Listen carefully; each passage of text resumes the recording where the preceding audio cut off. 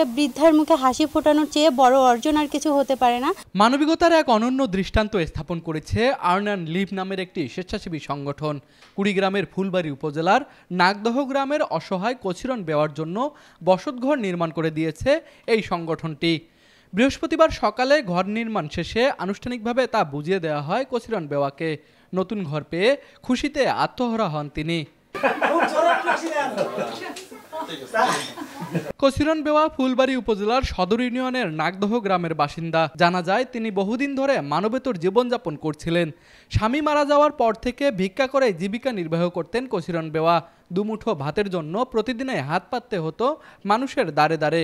2 সন্তানের মধ্যে এক ছেলে মানসিক প্রতিবন্ধী হওয়ায় মাকে দেখাশোনা করতে পারে না, আর এক মেয়ে বিবাহিত স্বামীর সংসারে। শারীরিক নানা রোগে ভুগতে থাকা কচিরন একটি ভাঙা ঘরের কোণে অসুস্থ অবস্থায় কাটাচ্ছিলেন দিনরাত।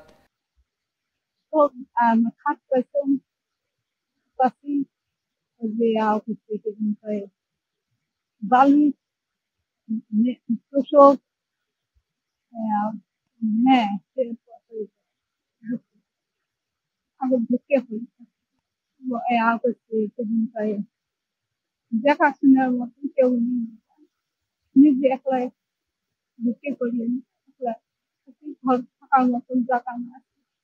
আল্লাহ দয়া করে এমন করুণ চিত্র চোখে পড়ে আর্ন অ্যান্ড লিভ নামের স্বেচ্ছাসেবী সংগঠনের এক সদস্যের। তিনি বিষয়টি জানান সংগঠনটির প্রতিষ্ঠাতা ও চেয়ারম্যান ফরিদা ইয়াসমিন জেসিকে। মানবিক এই উদ্যোক্তা বিষয়টি জানার পর উদ্যোগ নেন কচিরন বেওয়ার পাশে দাঁড়ানোর। তার নির্দেশে স্থানীয় স্বেচ্ছাসেবী টিম দ্রুত ঘর নির্মাণের কার্যক্রম হাতে নেয়। পরবর্তীতে সংগঠনটির সদস্যরা নিজ উদ্যোগে ঘর নির্মাণের যাবতীয় কাজ শুরু করে দেন। নির্মাণ সামগ্রী কেনা থেকে শুরু করে পুরো ঘর তৈরির প্রক্রিয়ার তদারকি পর্যন্ত তারা করেন।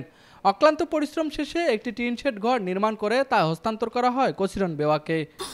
বৃদ্ধার মুখে হাসি ফোটানোর একটা ব্যবস্থা করা হয়েছে, তার জন্য পূর্ণ নিবারণের একটা ব্যবস্থা করা হয়েছে। আমরা মনে করি যে একটা বৃদ্ধার মুখে হাসি ফোটানোর চেয়ে বড় অর্জন আর কিছু হতে পারে না।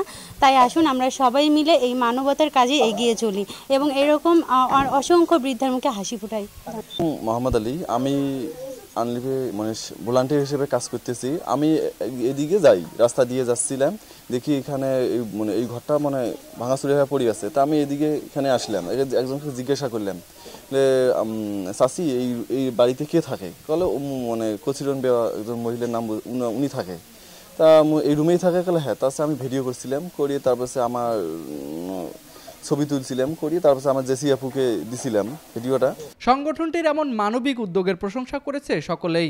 অসহায় মানুষদের জন্য এমন কার্যক্রম অব্যাহত থাকবে বলে জানায় সংগঠনের স্বেচ্ছাসেবকরা।